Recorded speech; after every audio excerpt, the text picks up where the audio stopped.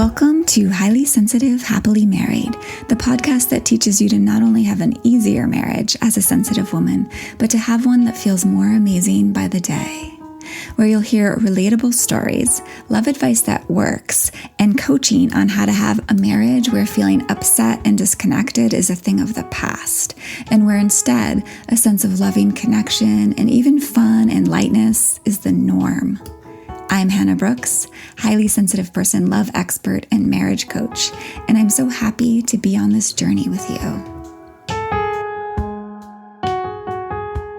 Hello, my friends, and welcome to episode 135, which is a special updated re-release of an old episode about going from a rut to deeper love than ever in your marriage. I'm bringing it to you today again because it's such a good, important, and relevant episode that I just can't repeat enough what's said in here. I also have some really exciting opportunities related to this episode, so I want you to keep your ears perked while you're listening for the special things that are happening around here that are all for you and helping you make your marriage the one you want it to be. But before we dive in, I want to ask you, how are you today? Have you asked yourself that today? Has anyone else asked you that today? I, myself, am doing really well. I've had the sweetest time lately in the in-between moments of our regular living with my husband.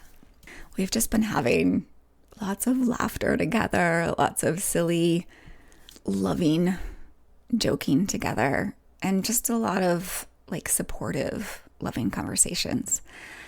And it's just been reminding me and reconnecting me with how much I want the same for you. How deeply I want other highly sensitive women to have the kind of connection and love and relationship with their significant other that I feel so blessed to have created with my husband. So on that note, before we dive into the topic today, which will help with all of that, I want to share with you another exciting opportunity that I would love for you to take advantage of, which is the free upcoming workshop called 3 Invisible Steps to Deeper Love Than Ever Between You and Your Significant Other.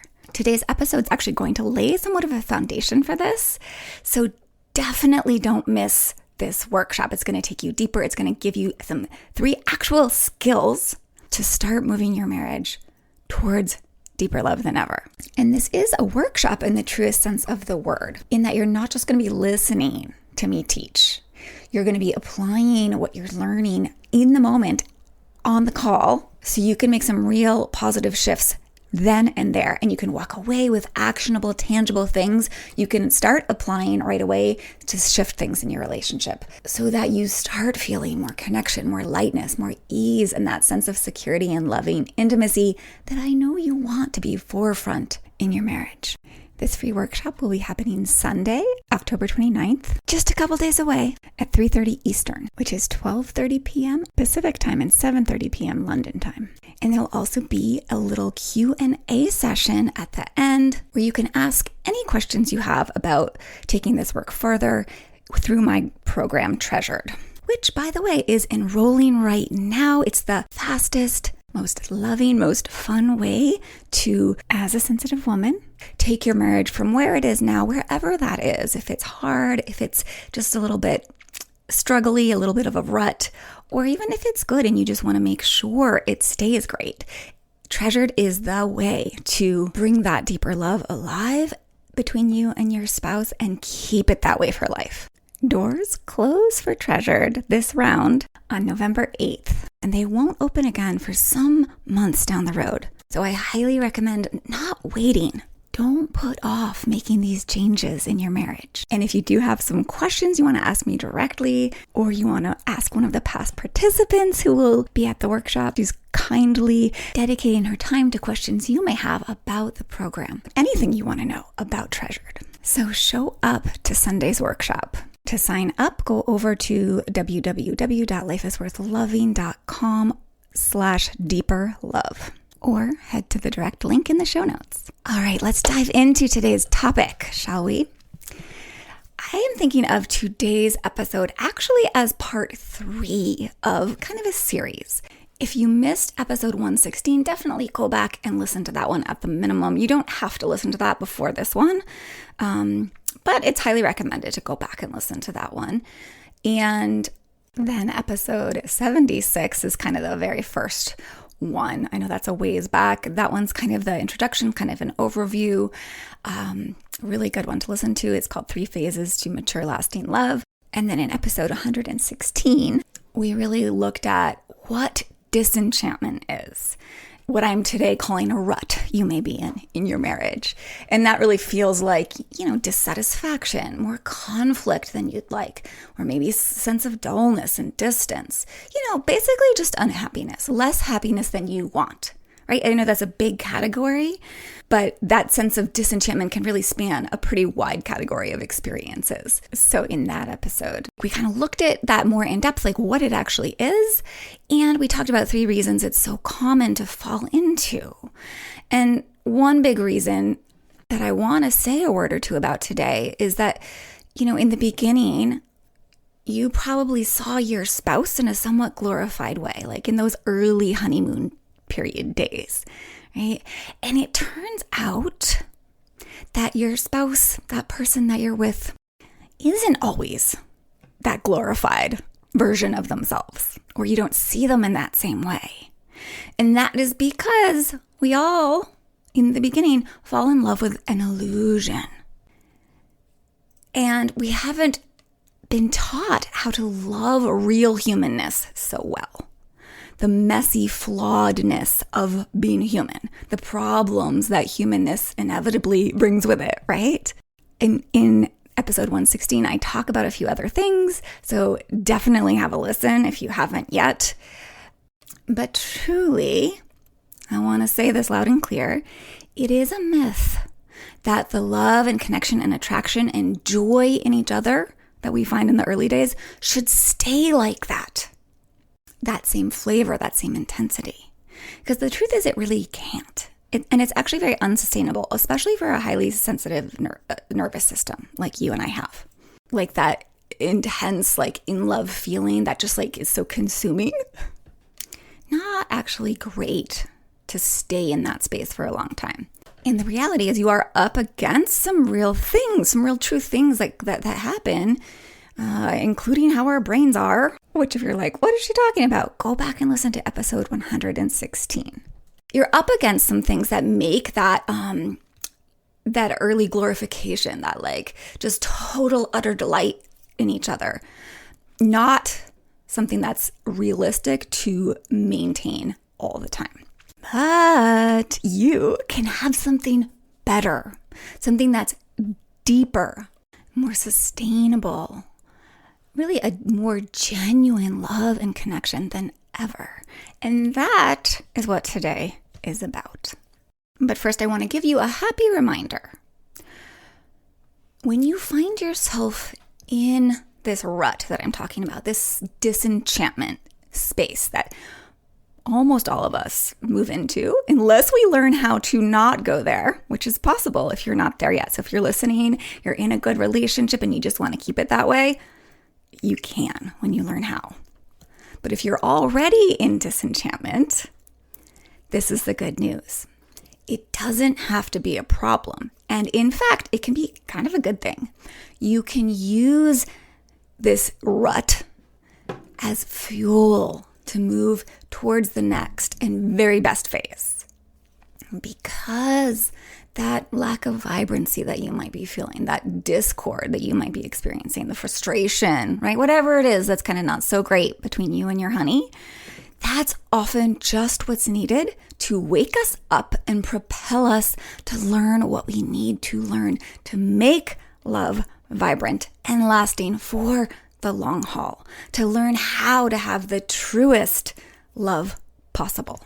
Which, in my experience, both in myself, my own marriage, and my clients, the most really deepest, lasting, true love comes from learning to love the human our partner turned out to be. Right? So what I mean by that is when the veils fall and we get to see him or her for real, how this person that we thought was so incredible handles living life when it isn't all rainbows and daisies. How they handle a bad day or, whatever challenging things that inevitably happen in our lives. So learning to love all of who our person turned out to be unrestrictedly, and honestly doing the same for ourselves.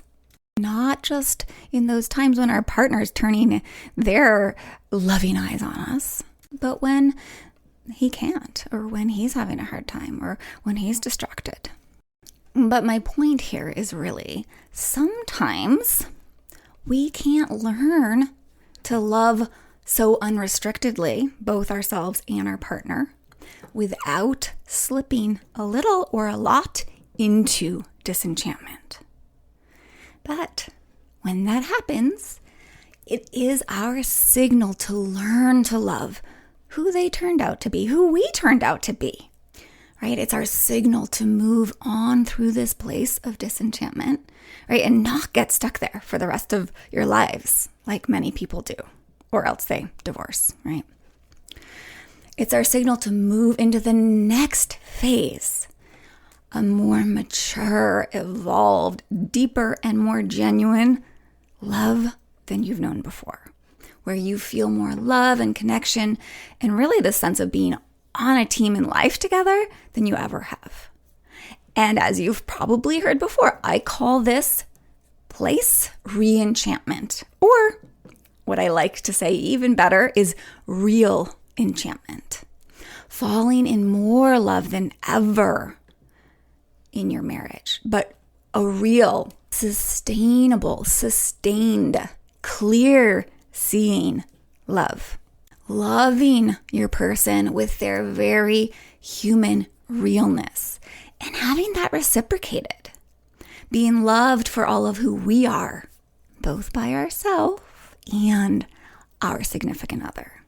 And also knowing how to work with your partner as a team to continue to increase the ease and love and joy you have together as you navigate the ups and downs of life. So let's talk a little bit about what it's like here in Real Enchantment.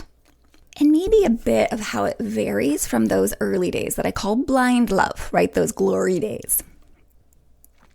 So Real Enchantment feels reminiscent of those early days.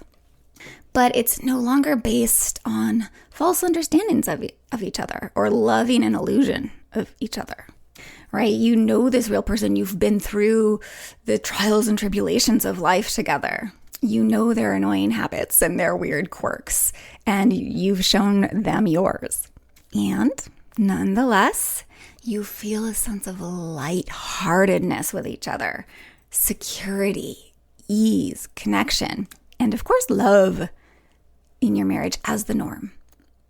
And you feel that even if your partner is like in busy mode for a few days or a few weeks, or if they get grumpy or a little irritable, or they don't follow through on something they told you they would, or even if you have a conflict, right? You get back to that sense of lightheartedness really easily. You feel like the challenges of living on a day-to-day basis are faced supportively together. And the things on your to-do list, whatever it is you have to do, they get done with a sense of collaboration and ease together. And you communicate easily. So it's not hard to resolve any issue, anything that comes up, and really come out the other side feeling close, or even closer than you've ever felt. When you are in this space of real enchantment, laughter bubbles up as you joke together here and there. You're filled up with these little moments here and there, like I call them micro moments, of connection, of affection, of passion. And they just feel like they're kind of woven into your daily lives together. And you just know that they're going to continue and even grow more potent, more frequent as you each grow in your capacity to love more clearly and fully. And that's part of it. There's just this sense of like trusting each other, that you are ever deepening your love and connection and sense of being on the same team in life together. And there are these moments, right? And of course, I'm speaking from experience, just so you know, like where you look at your partner across the table while he's like blabbing about this or that, or, just rambling on about something. And you just get struck with this feeling, this like heart swelling feeling of just loving this person and being really lucky to have them in your life. And of course, you feel mutual attraction. So you like looking at your partner and you know they really like looking at you. An affectionate touch is just natural and normal between you. And lovemaking happens with a sense of genuine connection and true pleasure. And there's this overall resting sense of just being held in love in your relationship, that all is well between you and your person. And really that you are a treasure to each other, and your future together is something you treasure and look forward to. And you just know that together you're going to be good, even with all the challenges that life can bring us. So that is a little taste of that. If you're interested in hearing sort of a deeper explanation or illustration of this, go listen to my podcast episode, The Amazing Human Marriage. That one really paints a picture of this place of real enchantment, or what I have called an amazing marriage. Now, I want to make sure you understand that getting here, being here, is not effortless. Staying here is not effortless, right? In this place of real enchantment, there is growth and conscious effort that are part of the kind of landscape. Right? And getting to this place means initiating that conscious effort. And there's just no getting around that. So let's dive into this. Like, what is that conscious effort specifically? So I'm actually going to tell you more of these skills that you need for that, like the specific skills of this in the workshop. So make sure to sign up for 3 invisible steps to deeper love than ever. But let's circle back to something I've told you before. What it takes, in the most general sense, this conscious effort that I'm talking about to get to real enchantment is about those 3 things I've talked about before. You remember those 3 things I talked about in the 3 simple things you must be able to do to have an amazing marriage? That was episode 105. They are the answer. They are the conscious thing you must learn to be able to do, the 3 things, to get to real enchantment and to stay there. So here they are again. Number 1, love and believe in the being you are, sensitivity and all. 2, know how to move through and out of negative emotions that hurt love if stuck in them. 3, know how to move into emotions that foster love and connection that keeps increasing. So those are the 3 places you really need to put effort into. In other words, you need to learn how to do that in order to get to real enchantment. And it is simple, but it's not necessarily easy. It takes learning. It takes developing a collection of skills. Like each of these primary skills is made up of a small collection of skills. So it's not like you just know this information and suddenly you do it perfectly or know how to do it at all. So today I want to illustrate kind of these 3 things in action. So not teach the skills or give you the little collection of skills, because that actually takes some time, which is why I offer Treasured. We do that in Treasured in a deep, thorough way. But today I want to paint a picture of what someone is doing who is on her way or has made it to real enchantment. And again, if you want to actually learn 3 of these little skills, like little bits of this yourself for free, you've got to come to this weekend's workshop. So definitely sign up. The link is in the show notes. But for now, let's paint a picture. Let's imagine like if you were a fly on the wall watching a woman who was in this space of real enchantment in her relationship, or moving out of disenchantment and on her way to real enchantment. This is what she would be doing, and on a day-to-day basis. Now, I'm talking about these in sort of a generalized sense because everyone who's doing these is, it's in their own unique life with their own unique partner. So, which means, it's just going to look a little different from person to person, since we are not cookie cutters, and that's a beautiful thing. And actually, in a few minutes, I am going to give you a more specific example so you can really imagine it like in a real specific situation. All right, so this woman in real enchantment is living her values. So that means she's showing up as the person she believes people should be. So, for example, if one of her values is kindness, that means, if she thinks other people should be kind, if she thinks people should be kind, that means she chooses kindness even when her partner isn't being so kind. Or if her value is respect, that means she's respecting and being respectful even when her partner isn't being so respectful to her.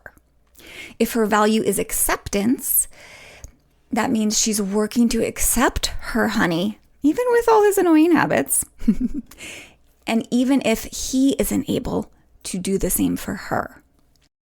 Another thing she's doing is she's leading love. She's going first, meaning like she's saying the hard things from a benevolent, loving intention. She's saying the loving thing, even if it's awkward or vulnerable. She's treating her honey how she herself wants to be treated. And she's treating herself how she wants to be treated. So that's what leading love means. There's a whole episode on it. It's episode 5 if you're interested in more. She is thinking intentionally. This means she's noticing her mind and working with its negativity bias and that lizard brain, and she's guiding herself back to thinking from her wise brain, her higher intelligence centers. And she's developing on purpose thought patterns that generate understanding, acceptance, love. She is caretaking her own feelings. So that means she's soothing herself and tending to her sensitive nervous system and her trauma responses. So like if an argument or a triggering interaction comes up, she doesn't fall deep into blame or instantly trying to get her partner to understand or instant fix kind of thing. But she first comforts and soothes her sensitive nervous system, her emotions. And she sees where her own stuff is getting in the way. And she decides how she wants to think about it and relate to those feelings.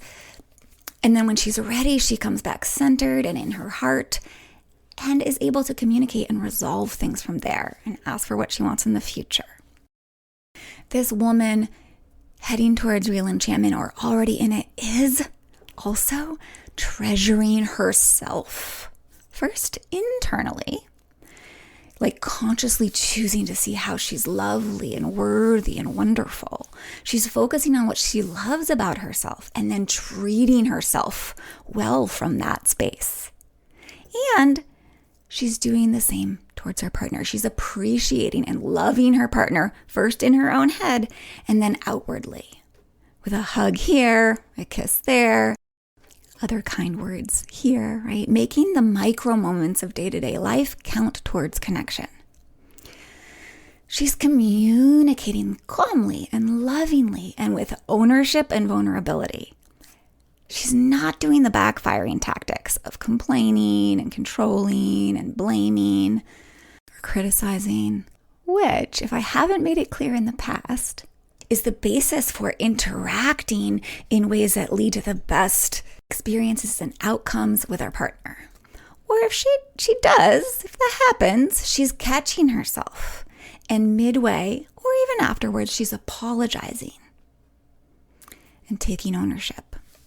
She's initiating conversations. meaningful conversations. And she's listening with curiosity and empathy. She's asking good questions. She's speaking to what she wants. She's making requests versus complaining or blaming for how things aren't what she wants or how her partner didn't or isn't doing what she wants. She's not in overcare with her partner. She's not overcaring for him, meaning she's not giving so much to him and her family that she has nothing left for herself. Instead, she's prioritizing her own well-being with fun, doing things that are fun for her, with quiet time, with walks or exercise or time with friends, or with eating nutritious food and tending to her emotions. And of course, prioritizing whatever fills her up. She's also lovingly setting boundaries for herself, right? As an HSP, that's important, especially when her partner's behavior or her own behavior are kind of out of line. She's allowing her partner to do things his way and trusting him to contribute in his way on his timeline. But she's also asking for and accepting help when and where she needs it or wants it. And she's really working with her partner to get that help and get those needs and wants met in ways that work for both of them. So there's some creativity here, some creative problem solving here. And it's done without malice or antagonism. It's done with compassion and curiosity and kindness and respect and acceptance. And she's scheduling time for connection and physical intimacy and fun together with her partner. And she's following through on that, which can mean working through inner obstacles to doing these things, right? In other words, pushing through resistance, working through resistance, and making conscious decisions around investing time and energy into her relationship with her honey. So I'm sure there's more, but I don't want to take up your whole day. I did think I would give you a specific situation and kind of invite you into being, again, a fly on the wall in this specific kind of regular or not so perfect. This situation is one of those moments that's not a sweet moment just by itself, right? But is actually kind of a little challenge that came up between a client and her honey.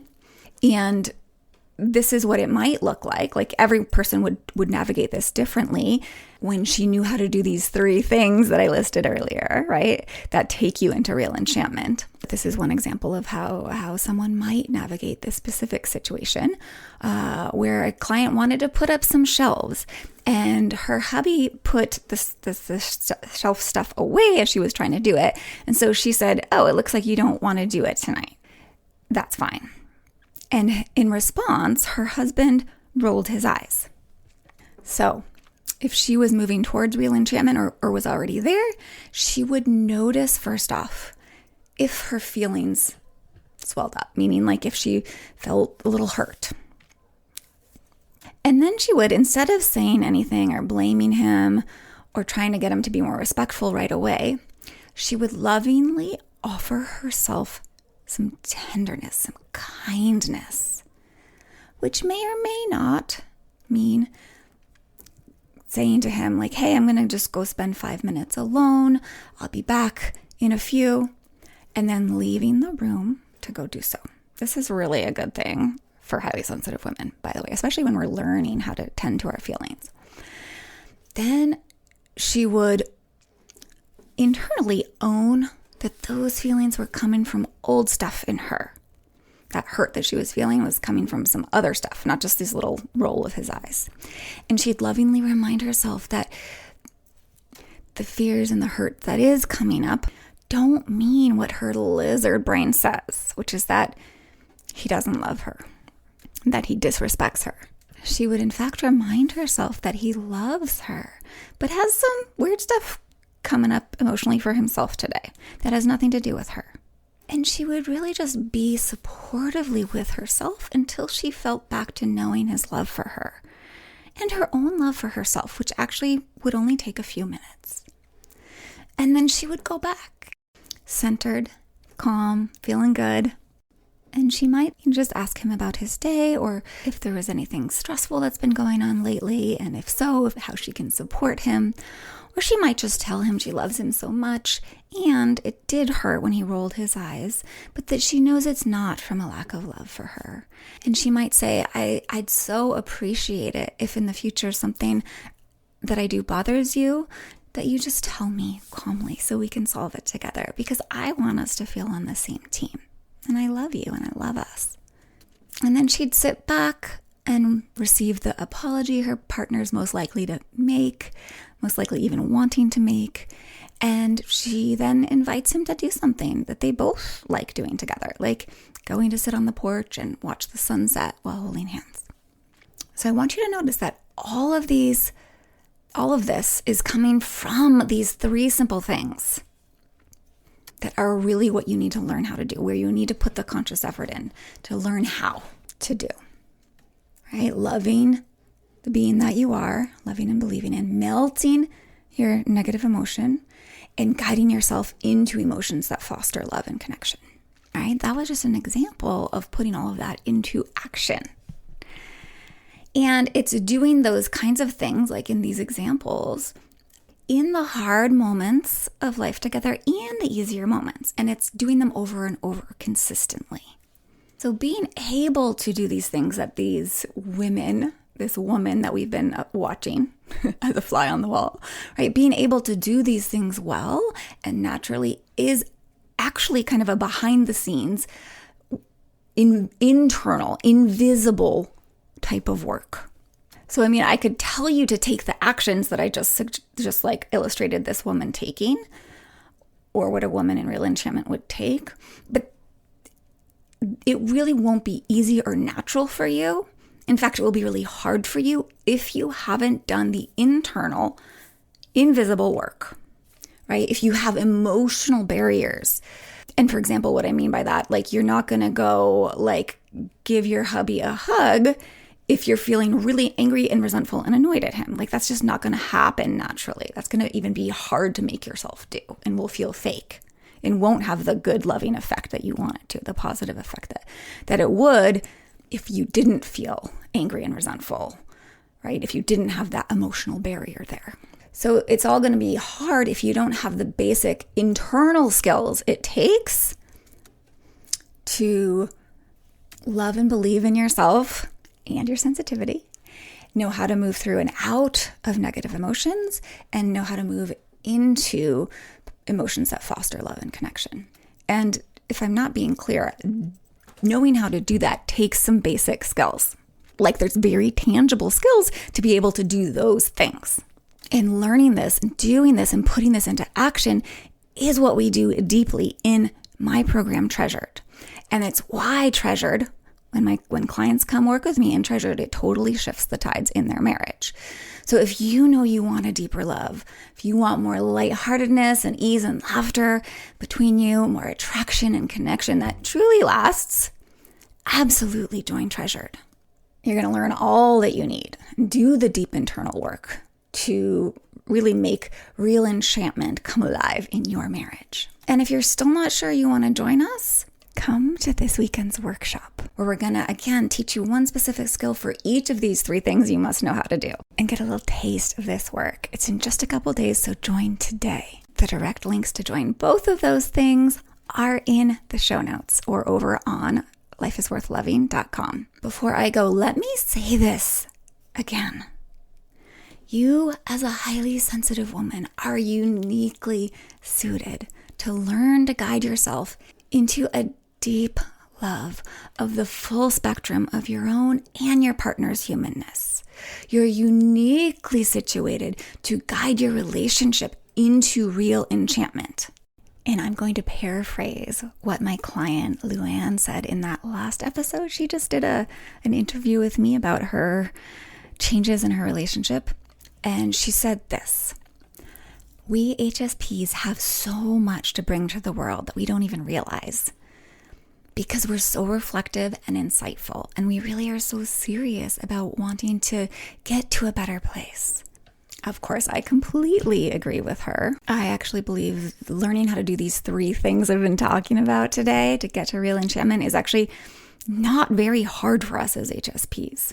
It really just takes a little commitment and focused effort.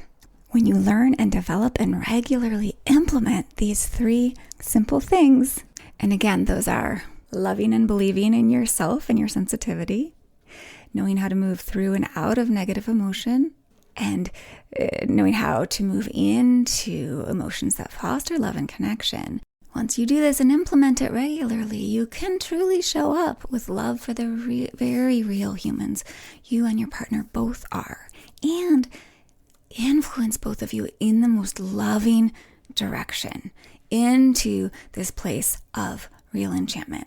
So you can truly enjoy and love being with each other and feel like a supportive and passionate team together in life for life.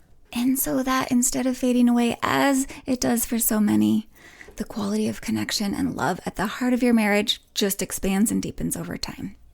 So my friend, learn how to do these 3 things. Put in the effort and the time that it takes to develop these things. Learn the little skills that make up each of these 3 things. Join us in Treasured.